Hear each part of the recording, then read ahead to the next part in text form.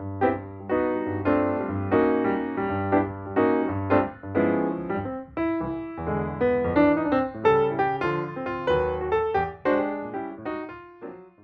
there, and happy Wednesday.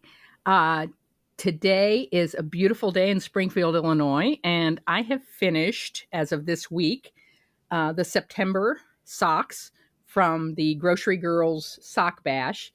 September's theme is cables, and these were knit in Croy sock yarn, inexpensive sock yarn, with cables on either side of the top of the sock.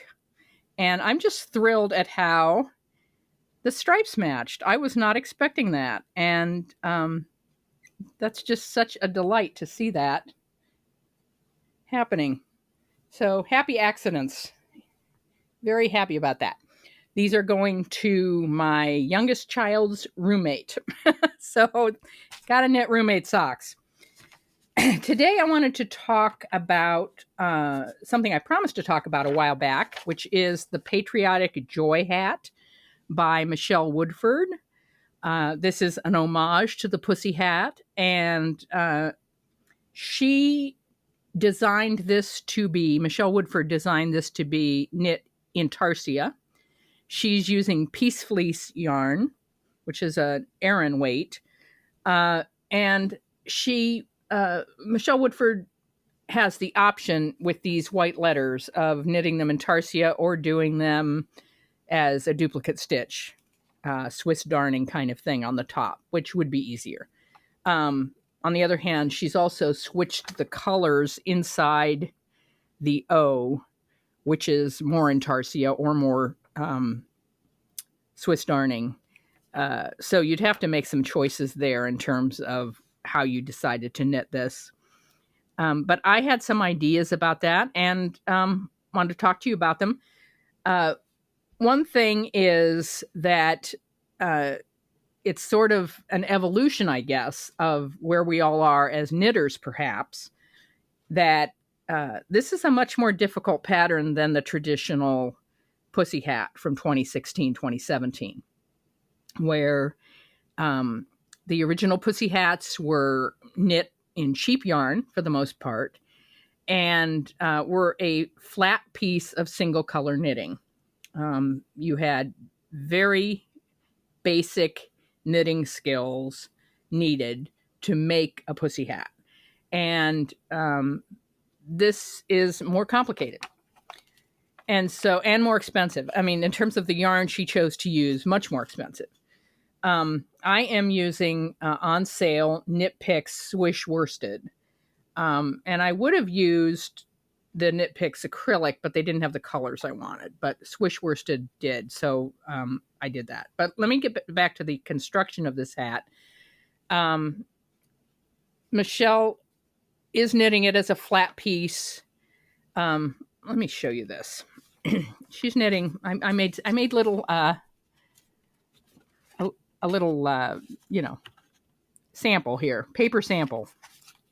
Good to have props.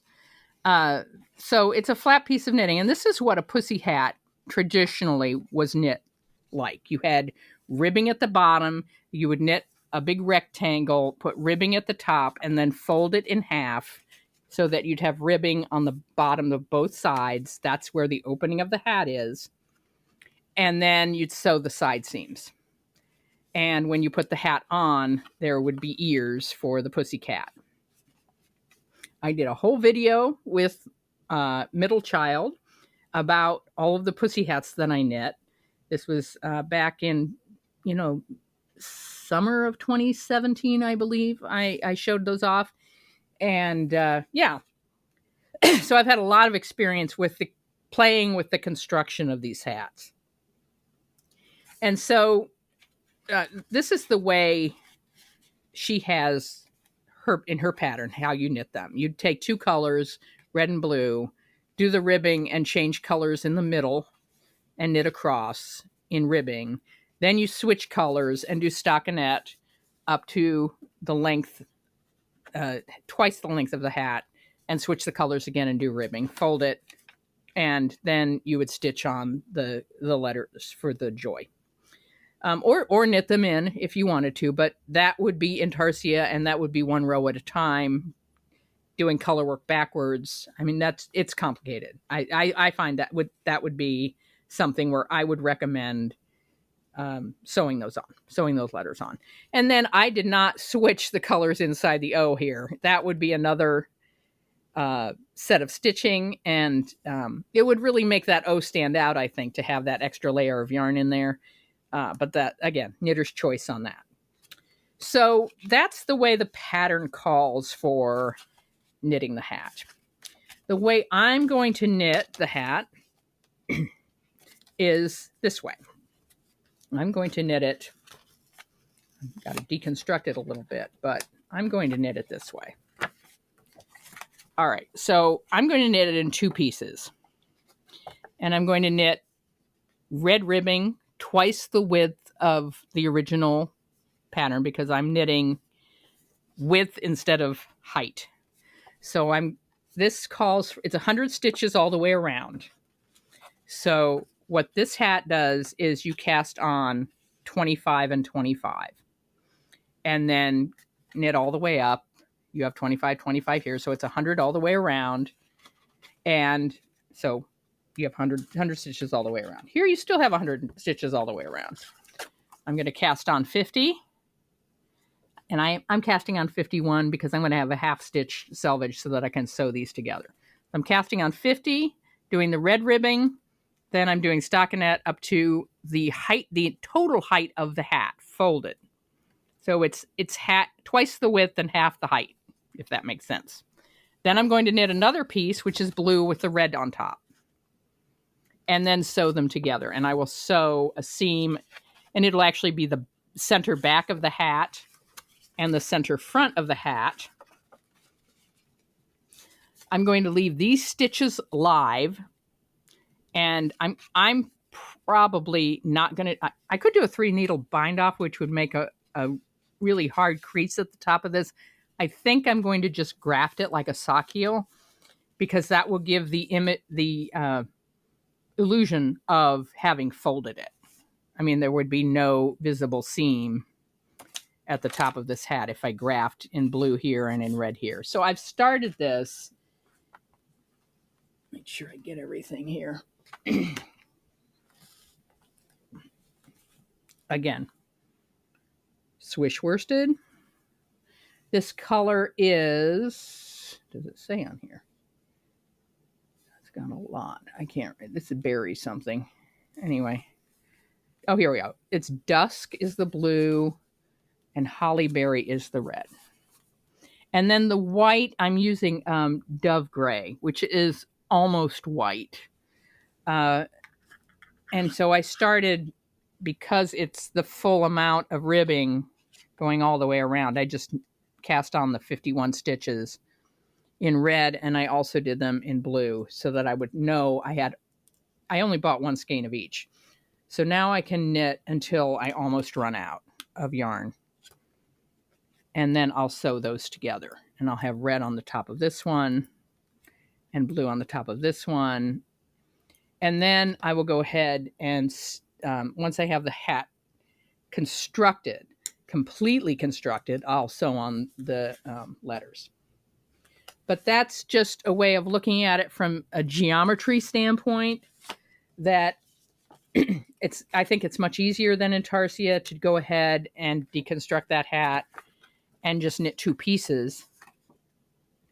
I'm not someone that dislikes sewing. So if you just can't stand sewing, you might want to even cast this on. Although I think you need to put side seams. There's no way you can do this intarsia without having some seams. But knitting, you can knit it. The other thing you could do, I guess, is just, do one side blue and one side red. And then you could really do, I'm trying to think, how could you do it so that you could do it? You could do, if you really wanted to do it in the round, excuse me. If you really wanted to do it completely in the round and no sewing, what you could do is you could do corrugated ribbing around the bottom and then do stripes. You could do red, white, and blue stripes even. And then maybe use a gold yarn to write the joy in gold. That would be another option. It wouldn't be the same hat, but it would give you that construction of a seamless construction. If you just, there are some people that just hate sewing, and I understand that. So that's another option. But making up these little, dioramas, so to speak, to show you that you can really just make this one piece without any intarsia. It's just a stripe. And then sew them together with this. It won't have side seams. The side seams are seamless, and the seams are in the front and the back. And then you get the hat without intarsia. You get the color work done without intarsia. So I'll let you know when that's done. And then I talked about last week being in stockinette hell. And with this sweater, trying to figure out, sorry about that, how to keep going and going and going when you have, 10 inches or so of stockinette in the round to knit. And my friend Akabini, Karen on Ravelry, she's known as Akabini, and she has a technique in her unpatterned top-down Raglan sweater, which I will link below, called Purl darts. And what it is you divide up the sweater, and I think all of the ones she's done were Purl 1 knit 7 going across, and just see these lines as purl stitches. And so you'll Purl 1 knit 7 across for 2 inches or whatever length you want. And then you go and do knit 3 Purl 1. And so in between of those 7s, you're doing an extra purl. And then you get to the point of knit 1 Purl 1. And it is very nice. It makes a nice pulling in of the sweater in a very gradual way. Now, what I did for this sweater, I did not start with Purl 7. I did knit 3 Purl 1 instead of knit 7 Purl 1. I didn't go that far. I just did knit 3 Purl 1, and now I'm down to knit 1 Purl 1. If I had started with knit 7 Purl 1, again, I could have started much further up. And just having that purl stitch every 7 stitches makes it a little more interesting for your brain to knit. You're not in stockinette hell, which to me is just deathly boring. And so I'm now at the ribbing. I mean, I'll do 2 inches of knit 1 Purl 1 ribbing and cast off. And then I have to figure out about the sleeves and all of that. So, but it's coming along. The hand knit sweater is coming along. And then finally, I am looking into getting ready to do where is that? Is that it? Yeah. The 2025 year of the UFO and Finisher Frog. And I'm going through my UFOs, and I'm going to show them to you every once in a while. This is one I've had on the needles for a long time. It is a little bit of a boring knit, but the colorway is fun. This is a Zara ball, crazy,